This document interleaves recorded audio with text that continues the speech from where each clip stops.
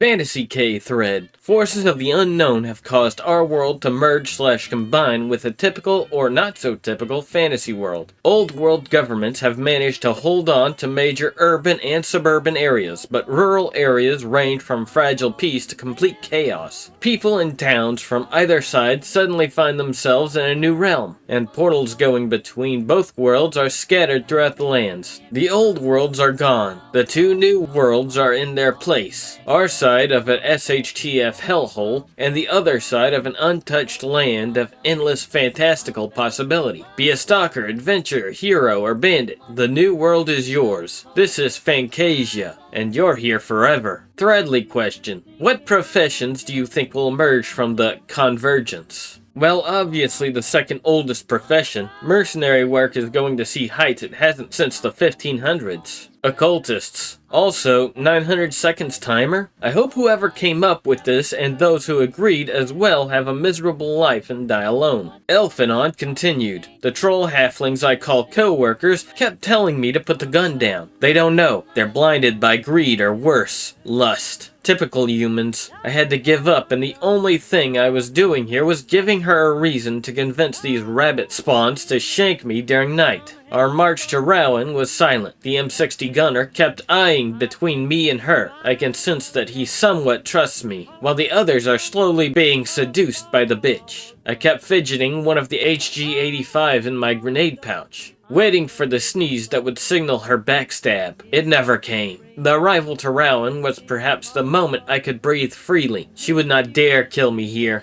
Words travel fast. Even between two mangled scarlet skies and an elf sorcerer still answers to the island. When night fell, I could not sleep. I knew the shadows were looking at me. I hired Horse for the entire night to entertain me while I kept loading my magazines. It was the only way I know she wouldn't do anything. It was only when one of the trumpets looked at me with eyes that were not hers that I knew. She is toying with me. I can't escape. Not until this ends. She knows that. I'm trapped. The dreadful feeling was so heavy in my lungs that I felt the need to scream. But to do so would give in to her games. Finally, after an eternity, the sun shone at last. I left the gasp that was stuck in my neck since the skanks were on my lap. Their perfume was nauseating. I left for the market, where I bought a stick of C4. My coin bag felt too light for my taste. Too many expenses. I went for a floriculture, for it was one of the few places in Mayfly cities that have a good aroma. They had an overly friendly zooming zero for a cashier, always trying to catch my attention. Since I didn't want to look odd or mad, I bought a poppy. Before I left the shop, the bitch was there near the exit. My distrust has long turned into hatred. If she's not here for death, I am. She kept walking towards other flowers, pretending that she just met me by chance. The cashier kept staring at me as if I would buy something else. I didn't get it at first until the bitch decided to come near me with a bouquet of roses. Told the cashier that I would pay it as well. The fleeting Foy's eyes shone like starlight when she thought we were a couple. Even gave me a discount. Fucking hell. Played the game again. Can't cause a scene here. The French are distrustful of all Ultramondo, otherworld as they call it, so any smidgen of goodwill has to be maintained by all of us. She tried to put her arm on mine, quickly shove her with the pretext of grabbing something in my backpack. By her forceful smile, I knew that she had a clue of what I had in my backpack. I lost the element of surprise with the C4 block, but I wouldn't let her keep that smirk.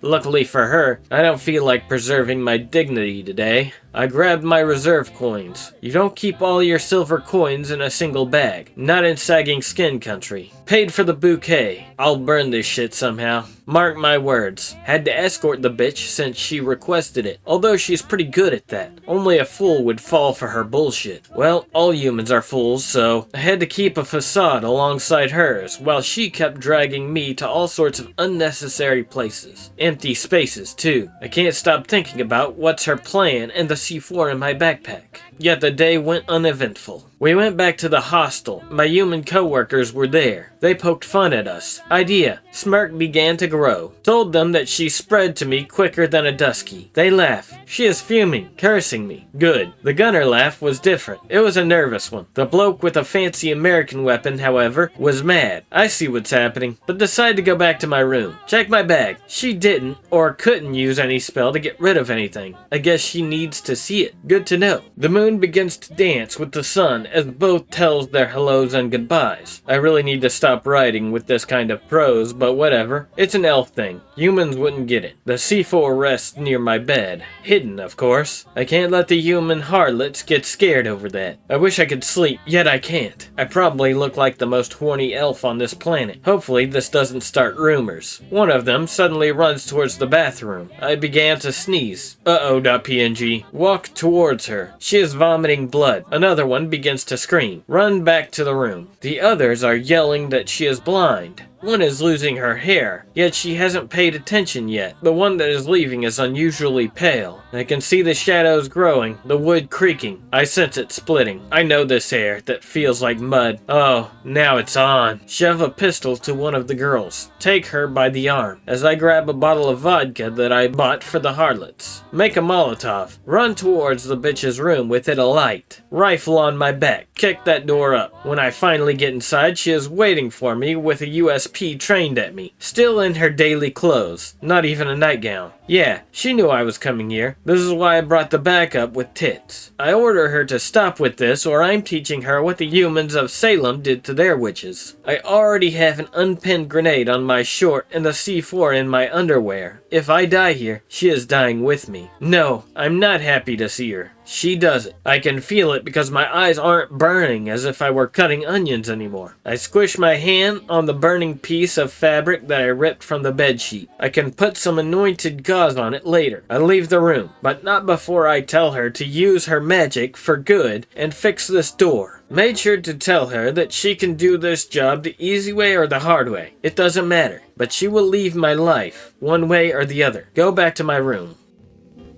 When we're out together, dancing cheek to cheek.